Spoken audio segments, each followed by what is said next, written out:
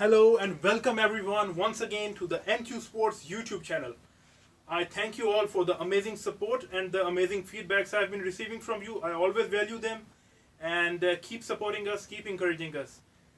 So without any delay, we are going to be moving on to a topic of discussion for the day, which is about caps or hats, as you call them in various parts of the world. Now, one of the most popular variations of the cap is this snapback cap, or a baseball snapback cap as you call it. If you see, it has a stiff visor or a bill at the front, and it has a plastic extender at the back, using which you can extend the size of the cap as per your required head size. And due to this snap at the back, it is known as a snapback cap. This bill at the front is kept flat deliberately. You can bend or twist or turn it. It's your cap, you can do anything with it. So the next cap in question over here is the Flexi Fit Cap. If you look at this cap and compare it with the snapback cap, they look pretty much the same, except for the visor. The visor in this cap is flatter, but in this one it's curved. And if you look at the back part, in this one there's a snap at the back, but this one does not have any snap at the back, which means that this is not a one-size-fits-all cap, as opposed to this one, which is a one-size-fits-all cap. So you have to choose your sizes in this cap. This is a large to XL size, as mentioned. It comes in small to medium, medium to large, large to XL, XL to double XL. So it depends. And the reason why this cap is known as a Flexi Fit Cap is because of the flexibility which the shell or the crown of this cap has. You can flex it as per your head size. The next cap in line is the normal cap. It's a baseball cap. It's a strap. It's not a snapback cap, but it's a strapback cap. You see, this is a strap, a Velcro sort of a strap at the back, using which you can adjust the size of the cap. And the material used in the manufacturing of this particular cap is slightly different. It's a moisture wicking fabric which can easily take away all your sweat, suck it up and dry it, evaporate it as soon as you start sweating.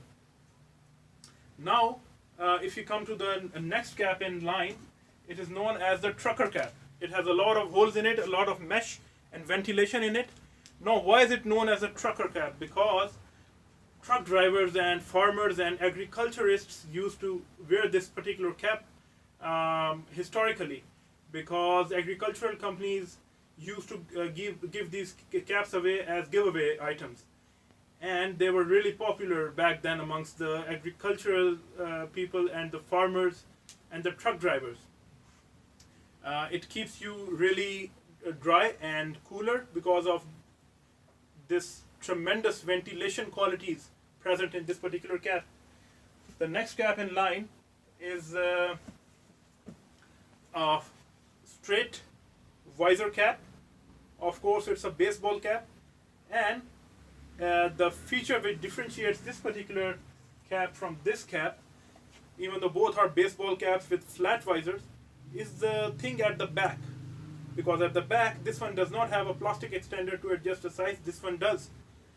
Apart from that, both caps are pretty much the same and function the same way. The next cap we'll be discussing about is the new revolution in the caps technology, which is known as a dry fit or a moisture wicking fabric. You see, this particular fabric can't even withstand its own weight.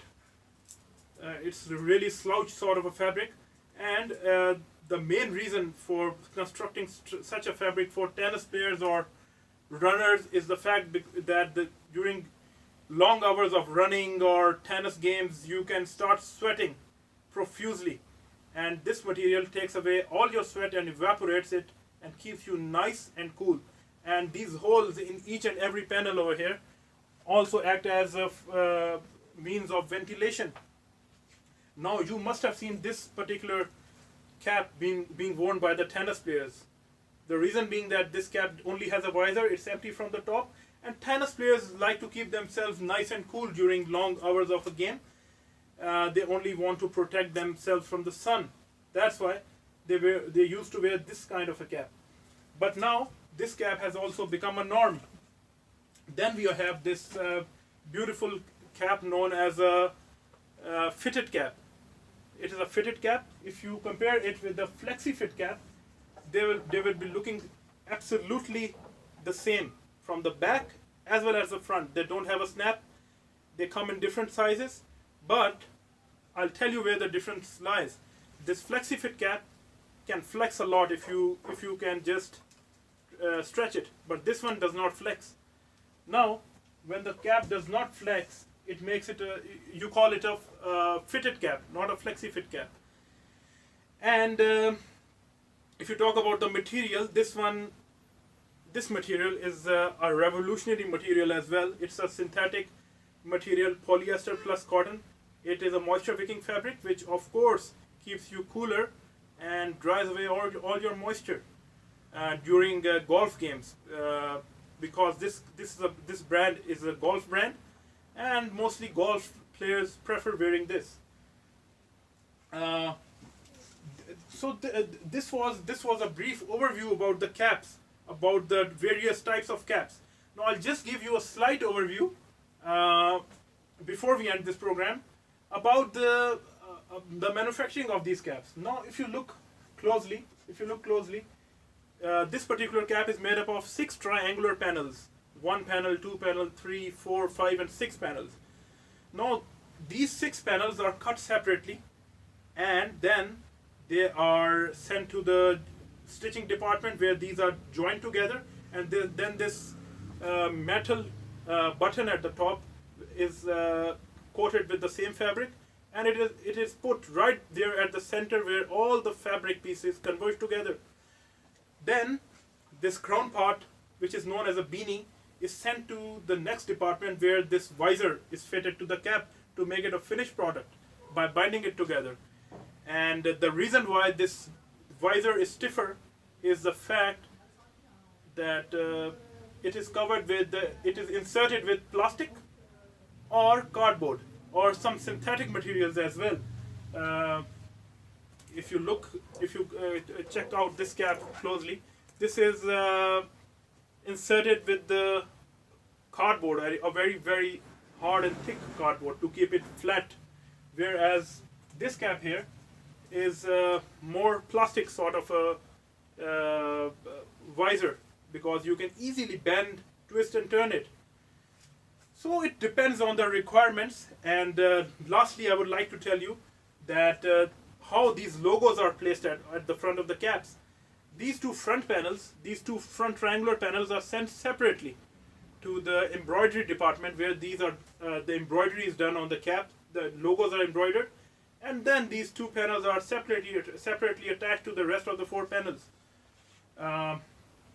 But in some caps, as in this one, it is not embroidered, but the logo, the plastic logo or the silicone logo is pasted or attached to this cap once the production is finished. So once again, it depends on various manufacturers how they like to make their caps. If you look at this cap, it has a reflector logo, and the reflector logo can be put there at the end of the manufacturing process. It is a heat transfer logo, of course. So this was a brief overview for the day. As usual, I always value your feedbacks, and in our upcoming episodes, we are going to be discussing a lot of other evolutions in the sports industry, in sports gears, in sports apparel, and various items related to sports. But for that purpose, you'll need to stay subscribed, like us on Facebook, follow us on Instagram, and keep writing to us, keep supporting us. Stay safe, everyone. Take care of all your near and dear ones. Until the next episode, good night.